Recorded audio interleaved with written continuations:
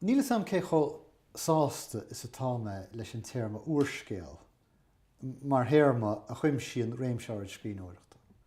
Mar nuair a chuoineann tú tá an réimse sin áilmhór.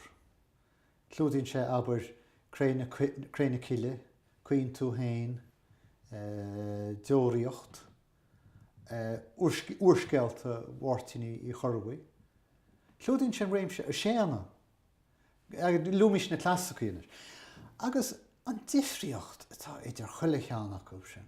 Ach fós is úrscéalta idir leog. An sin mar bhreaníonn muid ar an réimse idirnáisiúnta, clásicach.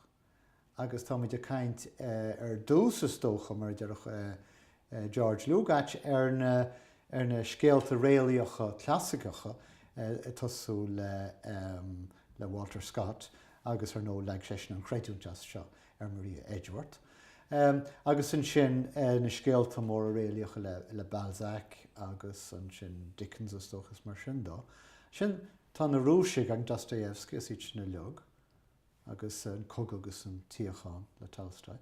Agus in dhé sin ar is tá ealacha seistú Tompechtú le Proust agus James Joyce le Ulysses agus an nós ar Ulysses Finnegan's Wake.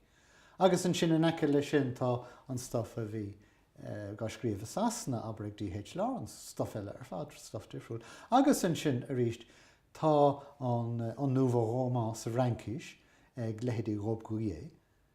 Agus tá cén rud atá ag na scéalta seo I báirt le chéile. Agus an taon rud a bheith tá ráfaí, well tá chuma gur píosaí fada fictionacha iad seachaileog. Ná déta a ráhfuil tá sé seo cos le sin agus mar sin dó. Ach tá riire níl an téama úrscéal sásúil le sin a leog a chuim sin. Níl sam cé có sonna bhéingse leis an téama sin. Agus fá eile béidir nach bhfuil ionach sonna leis ná. Go méidir go gcurann sé teorann, ainneoin na héagsúlachta sin a leog. Curann sé teorann leis an cinál scríbhneoireacht bhile duine íanamh. Mar deir duine, well, is úrscéile seo, mar sin caithe mé conílacha áraid a cholína. Bíchas nuair a bhreaíonn tar a bhfuil déanta, deir bhfuil céir díad na conílacha a chas tú a cholína. Now, tá mi sé I bhád ó rá os a chuine sin gúil deire leis an úrscéal, mar irim scríbhneoireachta nó mar sin. Tá sé sin có háféiseach le rámar a dúirt Bernard Shaw faoin gceol síonsa aber siar 89 rud a cínt. Tá deire leis a gceol síonsa. Agus ar nó mar dúirt me hain faoi Charles Villiers Stanford scrí sé sin go leor in íos sin. Tchaikovsky scrí sé go leor in íos sin. Gan trácht ar a hála in íos sin Shostakovich ábhar agus na ceol síonsa aige.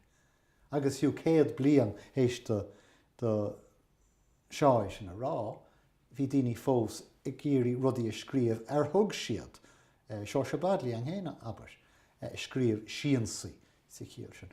Ach san am céanna caitham dáachtáil gúil an téarma cinál mí hasúil, ach ní éicim se go féling tá dhéana, ní leon deir leis an úrscéil tásúlam agus tá ceappa gur scríomh ar úrscéalta go ceanna bhád eile. Níl sé géisteagamm sa éirí asta go fáil a chuna déir a chuma ní éireód. Ach camúid pléile sé téarma adúachtáil gúil sé mí hasúil. Agus sin éibrú tíbhiste do sin mar na go buinte seo ní rithinn aon téarma eile liom.